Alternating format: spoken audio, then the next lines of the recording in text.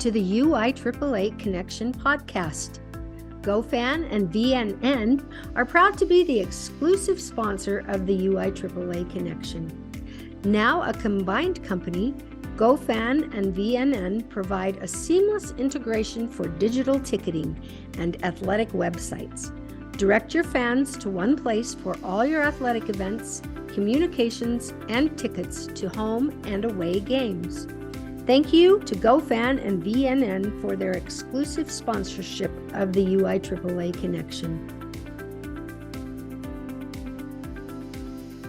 Welcome back to another edition of the UIAAA Connection. I'm your host, Mark Hutch-Hunter. Today we have as our special guest, Scott Garvis, Certified Master Athletic Administrator, the Director of Athletics at Newton High School in Iowa. Welcome to the podcast, Scott. Thank you so much, Mark. I really appreciate being on today. Super admire all the work that you do for athletic directors, not only in Utah, but across the country. So thank you for what you do. Well, that's very kind of you. Let's have you begin by sharing with our international audience where you grew up, where you went to college, first job, etc. So I grew up, I guess I would say I grew up, I went to 3 different high schools. I lived in Iowa, Minnesota, and South Dakota as a young kid. So we moved around a lot. So had the opportunity as a high school kid to actually go to 3 different high schools and play on 3 different teams. And so that was a very interesting experience for me, but was involved from athletics from the time I was a little kid. My dad was a coach, so I was the tag along on the sidelines all the time. So super, I always wanted to be an attorney, and then I got into athletics. So here I am now, almost 30 years later, loving what I do and love what athletic directors do for kids all over the country. Let's have you talk for a minute about when you were before high school. So did you grow up in Iowa, then moved to Minnesota? Did you have like sports leagues where you played in Ohio? Which town did you grow up in Ohio? Or excuse me, Iowa? And so I was born in Worthington, Minnesota, and but we lived in South Dakota at the time. My mom was visiting my grandparents when I was born. So I was born in Minnesota, but we lived in Gettysburg and Winter, South Dakota when I was a little tiny kid. Then we moved to Iowa, then moved to Minnesota. But was involved in the YMCA, flag football, every YMCA. I was the YMCA rat. I was at the YMCA every single day after school for as long as you could be there until they kicked me out at night, every single night. So, but was involved in youth sports all the way up through, but primarily through the YMCA and the organization of their, all the different, sports that they put on. That was pretty much my youth experience, was all through the YMCA. And then, obviously when I was in a little bit older, 7th, 8th grade, started getting involved with the travel, was just kind of starting up. So had the opportunity to play a little bit of travel basketball as I got into my junior high years. Excellent. And in Iowa, yes, since you weren't in a metropolitan, like was the travel when your team traveled, it was quite a distance, I'm assuming.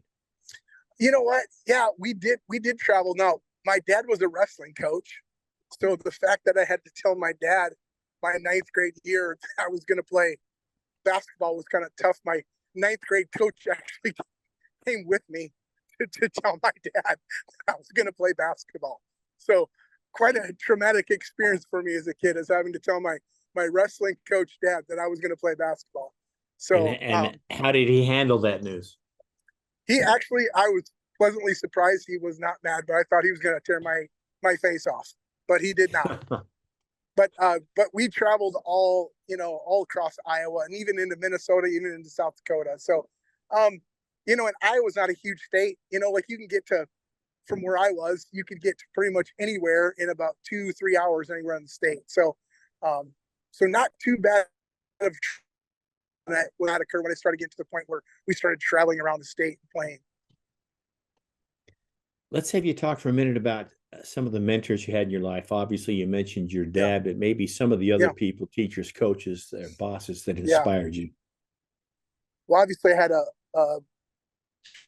tremendous high school coach, Hale, who played at the University of Minnesota and also played for the Washington Redskins. If it wasn't for him, I would not be where I'm at. Probably was a kid that you probably just soon, as an AD or coach, probably just soon punched in the face. But he saw something in me. I don't know what he saw, but he invested a lot of time and energy into me, and really owe a lot of my success to him and the lessons that he taught me through sport. So a huge shout out to Coach Hale and the influence he had on me. And then as an AD, I've had so many great ones, Mark. I mean, yourself and so many other ADs through the NIAAA have been instrumental in my development as a young AD. I remember going to my first athletic director conference in 2004, and it was Walter Sargent, Steve Duncan, Walter Sargent, and Steve Duncan, Marv Ryland, really showed me the ropes, and were great mentors. And then, but honestly, my probably my biggest athletic director mentor was Chuck Van Heck, who was an AD at Muscatine High School. I was at a very small high school in Northeast Iowa, MFL Marmac, and had the opportunity to go to Muscatine, Iowa, which was, for me at that time, a huge school of 1,600 kids. Now, and tell me where that is. Tell me where that is based on my Iowa. I know where Ames is. Iowa, I know where Des Moines is. I know where Iowa City is. So Muscatine is on the Mississippi River, kind of in the south east corner of the state of Iowa. And Chuck Van Heck was, go ahead. Not far from Keokuk? No, very close to Keokuk, actually. Okay. All right. Well, that's at least, okay, perfect.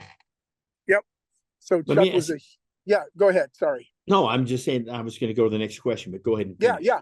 Well, I was just going to say, Chuck was my principal and been the longtime athletic director. And I mean, he taught me so much. And I saw the impact that he had on the community of Muscatine. And I always just really aspired to be like him and to have the impact on the community like he had in Muscatine. And I learned so many valuable lessons from him. And, as young ADs, we screw a lot of stuff up. And he was absolutely. He was somebody that was there to sometimes maybe have to pick up the pieces a little bit, but taught me a ton. Let me ask you a little bit of a personal question here. Sure. What's your biggest failure or disappointment in life, and what did you learn from it? Oh, goodness. I guess some of my biggest failures, and when I say that, Mark, I hesitate a little bit because some of my biggest failures have been some of the things that I've learned the most valuable lessons from. So, kind of fail forward is kind of what I always say. But sure. So many times, like I remember as a young athletic director, especially in my career wise, I as a young AD, I was like, oh, I know everything. I know how to do this. I know how to do that. And I learned very quickly that I didn't, as a coach, learned a lot about, like, I thought I knew everything, but I really didn't. And when I learned to reach out and network, Mark, with people like you and people who've been in the industry for a long time, that really skyrocketed my career when I was able to let my ego go and to listen and to learn and grow and to start taking the LTI courses to the NIAAA and getting involved with my state association. So I would say probably for me, that was in my career, that was probably one of the best lessons I ever learned, is just reaching out, networking, understanding that I'm smart enough to know I'm stupid, and learning and growing from others. That's some great wisdom. Thanks for sharing that. Let me ask you, how long have you been in AD? How many years? So this is my 28th year. 28th year as AD. And so my question is, how has the job changed since you started 28 years ago, and how much is it the same? So I'll tell this little story, Mark. And I just, like, 6 months ago, I was working with Harley Sheeper, who was our executive director of our Iowa High School Athletic Directors Association. And he came across this book, you know, that the Iowa High School Athletic Association put together for athletic directors about here's the things that you need to do as an AD. Here's the things you need to think about. Here's your role as a leader. And I look back at that, and it was made in like 1978, I believe. And I look through it, and so many things we talk about: parent issues, you know, finding good coaches, being a great leader. So many things are the same. So as an old history teacher, I always tell people it is so important that we look back on our past to help guide, you know, our future and our present, because we can learn a lot of things from looking in the past, and we can learn a lot of things from the past. And if we don't do that, I think we're destined for failure. Just as I said, you know, reaching out to people who have the wisdom and the knowledge base that are in this role as ADs, how valuable their insights and wisdom are. And I don't care if they were an AD in 1968 or 1978 or 1988, they still have a great perspective on what this role is. So I always want people to remember that, you know, no matter how long an AD is out, they still have that knowledge and they know what the job is. And so many people don't know what the job is. So I always, you know, when I hear people talk about, well, they've been out of the AD game for a long time, so they really don't know. I cringe a little bit, not only because of my history teacher knowledge, but just to be the fact that we think even in today's society, we don't value our history. We don't value people that have been around a long time, that have learned a lot of things, and we don't probably reach out to them and connect with them like we should. Then I would say some of the things that are different. Obviously, social media has been a huge difference, as far as discipline is concerned, as far as all the digital footprint of what we do as athletic directors. The marketing aspect is another big thing that we didn't have as athletic directors when I started. I feel like athletic directors are running small businesses now. So you've got to have a little bit of an entrepreneurial spirit nowadays. It's not just about running your, you know, coaches. I mean, so many times in the past, it was like, well, this coach has been around a really long time. So how do we honor those coaches, and how do we make sure that we're on top of everything that we need to as athletic directors? Is so important. And there's so many different things going on now, so many different sports. You know, esports has been another one that's been, you know, popular. There's so many new sports. There's so many different things that our athletic associations are bringing on now. You know, like even within the last few years, we've brought in a lot of different sports across the country, and we just continue to grow and grow and grow. I wish our superintendents, our school boards, our people in power would see, you know, the work that our athletic directors are doing. I think there's that misconception out there that ADs hold up the wall at events. They don't know all the work that the ADs are doing when nobody's around. You know, Mark, you know, like when an event starts, I'm like, whew, hopefully, without, you know, parents or kids acting like fools in the stands, I get to watch our kids succeed. That's what I love about, you know, the job of being an AD. I get to help develop, you know, coaches, help develop student athletes, and then get to see them shine under those bright lights. That's what makes it all worth it. And when kids come back 10, 20 years later and, you know, say, Mr. Jarvis, you made a difference in my life, that's what it's all about. That's why I love what I do, is because Absolutely. of those opportunities to be able to positively touch the lives of kids, of coaches, you know, to make them see that, man, they are so much more than they even thought they, you know, were or even could be. And we can lead them to that. Wow. What a tremendous honor to be able to do that for people is. And then, you know, to be a part of those other people's journey is so, like, I get goosebumps even just thinking about it. It's just so fun to do that, to see people grow and get better and then go and just skyrocket and succeed. Let me have you talk about your certification journey. You're a CMAA, so you were CAA first. And then I want you to speak to our audience about the importance of the of becoming certified? Well, Mark, I don't remember if you ever took any classes from Dr. Olson. Yes, I did. I remember one story in particular. Dr. Olson's teaching a course, and about 4 hours is coming up, so people are closing their books, and Dr. Olson goes, "Hey, everybody, this class is 6 hours long," and you could hear the air come out of the room.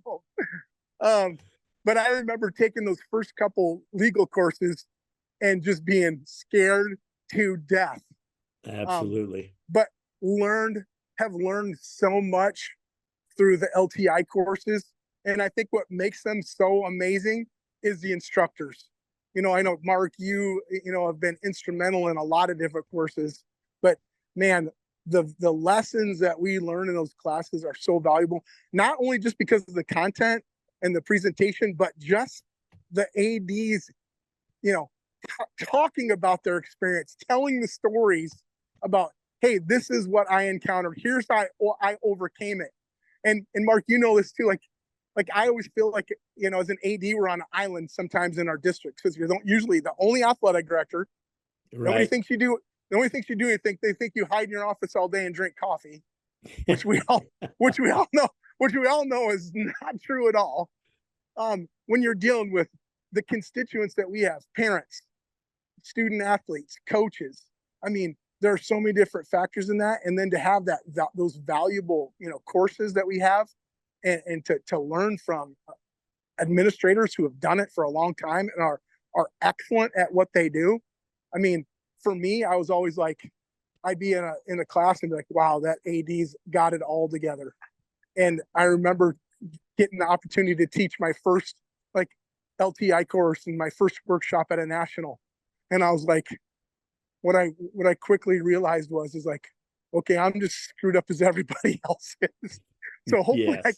I can bestow a little bit of wisdom or a little bit of a nugget, but the one thing that is amazing about this is we never quite get it all figured out. You can be in this position for a long time and you're always continuing to learn. And that's why I think those LTI courses are so valuable. And I continue to take them because I learn something every time I take a course or teach a course or teach a workshop or go to a workshop at the National Convention. I take something from every single one. And I think for me, that's been so valuable. It's like, I'm going to come away with one thing that's going to improve my athletic department, improve the experience for my student athletes and coaches. Excellent. Let me have you talk for a minute about how you became involved in the IHSADA and obviously from there involved in the NIAAA.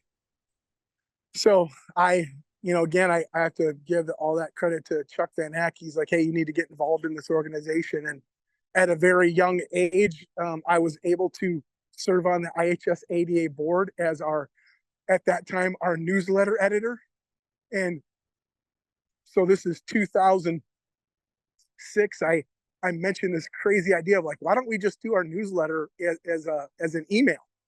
And everybody looked at me like I was an absolute lunatic. And so I had a great experience, serving that organization, but then also going up to Minnesota and being involved with the MNIAAA, and then, had the opportunity to go out and work with Dave Ticker and the Washington Athletic Director Association. Just been super blessed in my life to just meet some amazing people. So when I actually took the job at Eastside Catholic in Seattle, Washington, my first call was to Dave Ticker, who I taught a class with at the San Diego conference many, many years ago. So the opportunity to meet all these great people has been such a blessing for me in my role as an AD, and being involved in the NIAAA and all the state associations. Again, I don't know that I'll ever be able to repay all the knowledge and all the people that have just, brought me along and taught me lessons that sometimes I didn't think I needed to learn, but learned them anyway. Yeah. So I had an amazing no experience. I had no idea that you were an AD out in Seattle for a while. Yes. Yeah. It was a great experience. And So again, it would have been, right after the 2008 conference in Seattle. So yeah. So And got to meet a bunch of amazing ADs that are doing great work for kids every single day. And that's what I love going to the conference. I love teaching the courses. I love taking the courses because you can see the passion for what ADs do. I mean, because Steve Duncan said this to me a long time ago, and I'm like, what's this guy talking about? You know, I'm a young AD, just a knucklehead. And he goes, being an athletic director is not a job, it's a lifestyle. And at the time, I was like, that's ludicrous. And now I'm like, he was absolutely right. That absolutely is so right. true. Yes, so true. Yeah. Let me have you talk for a minute about, because I believe, and I'm just coming up at the end of this year, will be 4 years of podcasting for me, but I believe you had your podcast up before I started mine. So talk about the creation of your podcast and the success you've had with it. So I had the opportunity to do that with two of my really good friends and colleagues, Todd Gordon and Aaron Stecker. And I tell people this all the time. And even today, I have my own podcast. It's really a great professional development for me. I just had a motivational speaker on from Canada this last week, and just learned so many valuable lessons through it. And every week, for whatever reason, whether it was when we started with Aaron and Todd, I tell everybody it was like my weekly therapy session, that I got to, commiserate with two other athletic directors who are doing the job every single day, but then having athletic directors come on and just share their story, talk about the things that they do, talk about the things they're struggling with. And it always made me feel like I'm not the only one. And however crazy that sounds, like I'm not the only one struggling with parent issues. I'm not the only one struggling with issues at my games with sportsmanship. I'm not the only one dealing with a crazy parent. I'm not the only one struggling to find a coach. For whatever reason, I just found a little bit of solace in that. And every week, somebody said something that I needed to hear. And it still happens to this day on my podcast, Bound for Greatness. But my experience with Aaron and Todd and Beyond the Bench were absolutely amazing to have the opportunity to meet with two amazing people, but great athletic administrators every week, and just learn from their wisdom and knowledge each week. So selfishly for me, Mark, it's been a professional development model that has served me really well and continues to today. Well, and I would just echo that.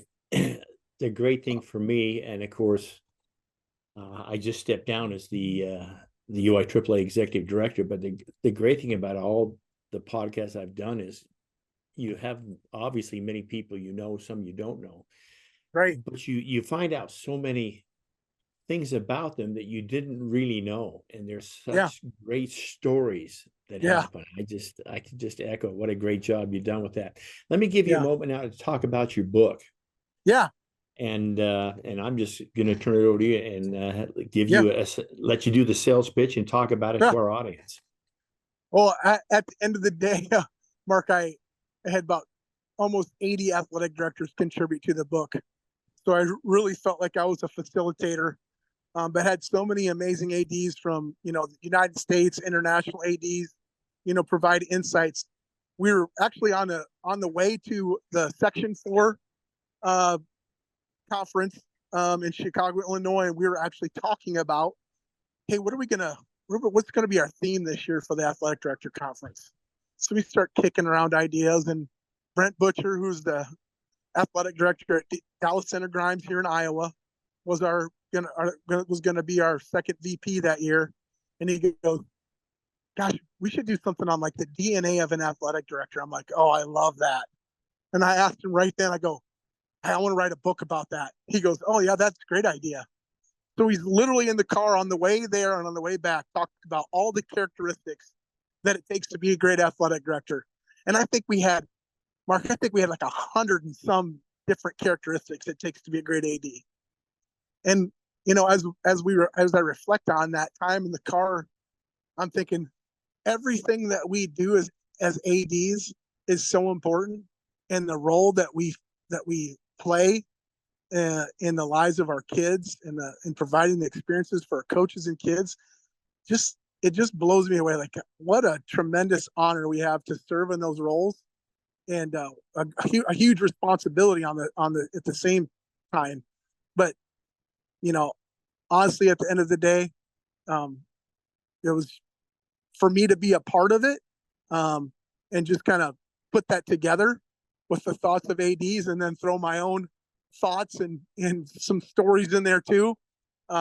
Again, I feel like I was just a piece of the puzzle to that book, but the DNA of an athletic director, and I think it describes. Again, it kind of goes back to Steve saying it's not a job, it's a lifestyle.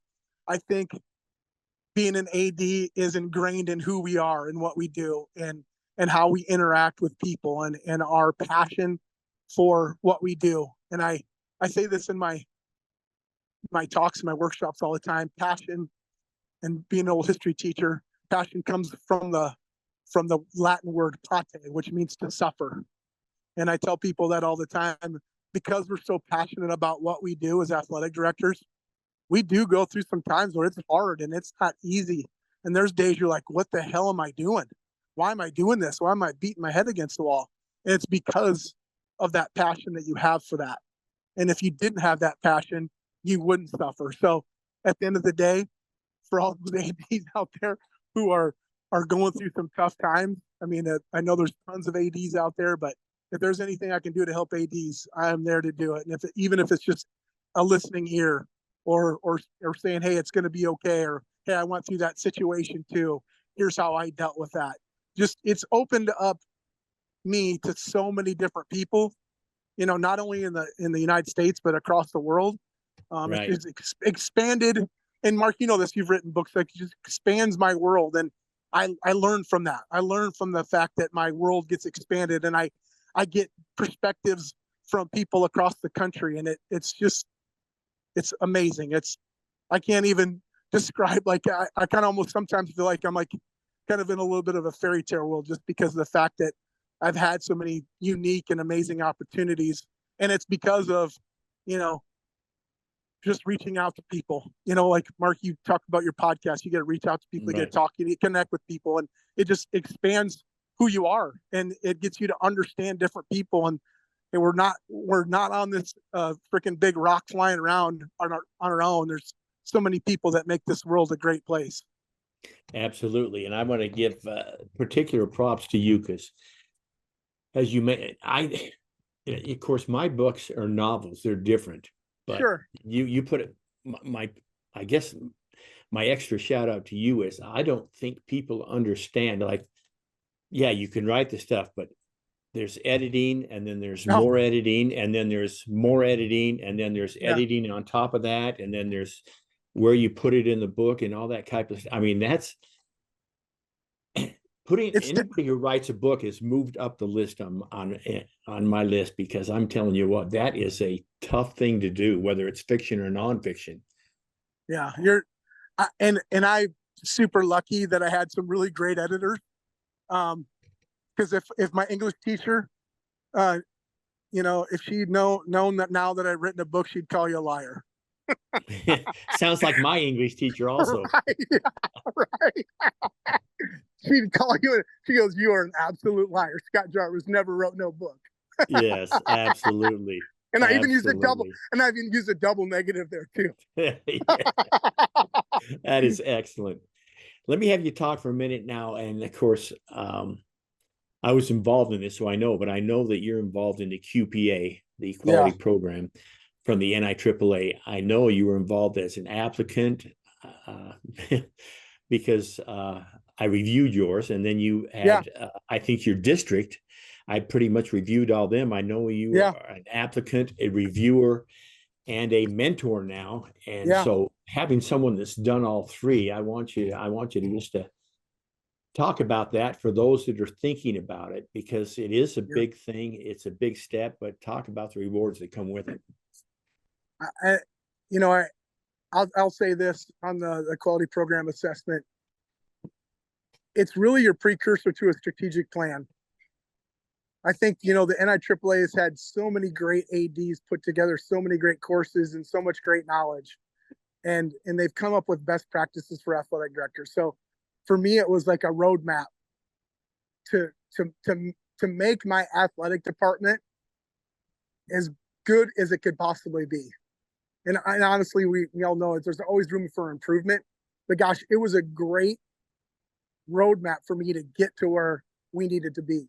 Whether that was we found a hole within our, our communication systems, or we found a hole in Title IX compliance, or we found a hole in, our coaches, mentorship, or our student athletes, mentorship program. Wherever those holes existed, the QPA brought those to light. And I'm like, okay, we got to fix this. It's a plan for continual improvement. And we hear that within our schools all the time. We want to continually improve. This is your opportunity as an athletic director to put in a system that works, truly, truly works. And you've got mentors and reviewers, and you've got facilitators of the cohorts now that make this so much easier, Mark, to go through than it was before. The Final Forms platform has been amazing, and I think it's opened the eyes to a lot of our athletic directors across the country that it is an important process to go through. And I will say this for all those ADs out there: I was like, I don't have time, and I would tell you, you don't have time not to do it. We put time is one of the most valuable commodities that we own, and you have to invest in yourself. You have to invest in your development and your improvement. And when you get better, your athletic department gets better. When your athletic department gets better, the experience of your coaches and kids gets better. So, I mean, I say this to people all the time. I go, if I didn't have the opportunity, Mark, to speak with people like you and other people that help pour something into my cup every day, it would be really hard to do what we do. So we need to have that cup filled up. And that QPA really, I feel like it fills us up because we've got other people that are involved with it. And I hear this a lot within our QPAs, like our ADs are putting together their team. They're putting their team together for the QPA and what that entails. They're not doing it by themselves, just like we don't do anything else that we do as an AD by ourselves. There's always a team, whether it's your booster club, whether it's your admin assistant, whether it's, people that help you at games, whether it's that person who volunteers and has done the chain crew for 30 years. It always takes a team, and that QPA, it does take a team. And the NIAAA provides so many resources for our ADs to make that a valuable and life-changing experience, not only for the AD, but for your school. I mean, I would go through it every school that I went to. I wish I could go back and retroactively do the QPA at every other school I'd been at, because I really, truly feel like it's that valuable of a process. It helped me be a better athletic director, which then in turn made the experiences for kids better. Yes, so very well said. And being involved in the QPA from the beginning for me, years and years ago, it's probably been 18, 19 years ago.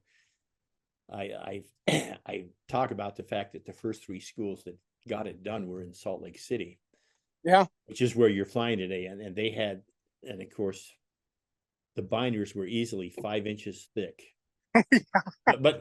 But it wasn't just one binder per school. It was 3 binders for one school, and 3 binders for another school, and 3 binders for the third school. Yeah. So it's so much more streamlined now. But having said that, it is streamlined, but it's still work, but it's work that needs to be done. So thanks for sharing those thoughts. Now let me have you share with your audience. I know you got a new position, it's in addition to, it's not in place of your job as AD with everything else you do. So I want you to talk about that, because I think that's going to be another partnership, having you in that position, bringing that group with the NIAAA. So I'll turn it over to you. Yeah. So was lucky enough to be named the executive director of the National High School Athletic Coaches Association, and truly an honor. And I've hit the ground running. Really trying to implement some support, some education, and three of our pillars for the National High School Athletic Coaches Association is education, support, and recognition of coaches across the country. So really trying to put together, I just got done putting our marketing materials together, meeting with national sponsors, but also developing some foundational coaching courses, some webinars, some workshops for coaches to jump on and keep providing those coaches support and educational opportunities, whether it's they just want to learn or whether they need CEUs to renew their teaching or coaching license. It's just been a tremendous honor. And I've only been on the job now for just about a month, but again, expanding my network of people that are out there doing great work for kids across the country. And again, I find that so valuable to be around those people. Like, they say surround yourself with good people and good things happen. There's no doubt that is true, because we've got state coaching executive directors across the country doing great work for coaches, for kids every single day. And how can we help support them in that endeavor? How can we provide them resources? And then, then going out and finding the money so that we can do those things, so we can support those coaches who play such a huge and valuable role in the lives of our kids across this amazing country. Even though it's at times we think it's messed up, it is an absolutely amazing place to live. And so again, just Mark, just like you, just want to help, want to try to make things better for our coaches, because we know that we lose good ones every day. How can we help support them? How can we help, provide them some education so that they continue in this job longer than 1 or 2 years? That's very well said. And let me put a push for our listeners out there that may or may not be having issues with some of their coaches. Scott would be a great resource. You can get his phone number, obviously, off the app. And anyway, do that, because in addition to being as busy as he is with everything else, he's got time to do that. So that would be a good thing. Yeah. Let me ask you, what's the favorite part of your job, Scott? Oh, gosh. I think it's just seeing the kids succeed, watching the kids play, seeing them grow over the time that they're in high school. And then I'd say just seeing the development of our coaches. That always is, it's really fun to see kids when the light bulb comes on for kids, when they figure things out. Right. I tell kids all the time, I go at our senior breakfast, I always tell them, hey, I hope you had the opportunity to fail while you were here. And I always kind of get some weird looks from the parents and the kids, but I truly mean that. Like I want our kids to have the ability to fail and to learn and grow from those experiences. And that's what education-based athletics is all about. It's about failing. It's about getting better. It's about not repeating, what we've done to fail in the past. So that's what I love about it the most, just the opportunity to see kids flourish and see coaches flourish is the most favorite part of my job. Let's finish up with a couple of questions. The first one being, I need Scott Jarvis's 2 suggestions for a brand new AD in order to be successful. They would need to follow your suggestions to achieve that success. What would your 2 suggestions be? I would tell you, reach out to people that you aspire to be. Go grab hands with a couple other ADs that are first year ADs with you. And then when you get that year 2, year 3, make sure you're reaching down and helping others. I would tell that I learned at all 3 levels, whether it's I'm aspiring to be, an athletic director, or there's somebody that I know in the country that's amazing at what they do. I'm going to reach out to them. Like, how did you do that? What can I pull from them to make my department better? Number 2 is like, you got to have people that are in the battle with you, in the war with you, that you can call each and every day and be like, hey, I'm struggling, or hey, I got a great idea. What do you think? And then again, that 3rd level is make sure that you're helping others. Make sure that you're reaching out to other ADs that maybe are struggling, or you've been in the role for 2 or 3 years. Reach out to those first year ADs and help them, because gosh, every phone call that they get, every email that they get to support them and let them know they're not alone is huge. It's huge to keep good people in that industry. Number 2, don't forget to find yourself a mentor, find somebody that you can call each and every day, that you can get input from, that's been in the role for a long time. That was something that I wish I had done much earlier in my career. Great suggestions for those new ADs out there. I'm hoping you're jotting that down. We'll finish with this. Scott, what question should I have asked you that I failed to ask you? I don't know, Mark. Your questions are good. I just when I was reading through your questions when you sent them to me, I'm like, man, these are great questions. These are absolutely great. I don't know that there's anything that you didn't ask that that I can think of. I would just leave listeners with this. This role as an AD is a tremendous opportunity for you to leave a legacy in the lives of the kids and the coaches and the communities you live in. If there's anything that I can ever do to assist or help an AD, please reach out. And if I don't know the answer, we'll find somebody who does, because I know I don't have all of them, but we've got a lot of great ADs out there, and I've met a lot of great ones that we can direct them to. On that note, that wraps it up for this edition of the UIAAA Connection. Again, our special guest today has been Scott Garvis, Certified Master Athletic Administrator, the Director of Athletics at Newton High School in Iowa. Scott, thank you so much for taking the time to be on the podcast. Mark, thank you so much for everything you do, and appreciate the work you not only do for the ADs in Utah, but for the NIAAA and ADs across the country. So thank you for everything you do. Appreciate those kind words. For our listeners, we hope you tune in again next week for another edition of the UIAAA Connection.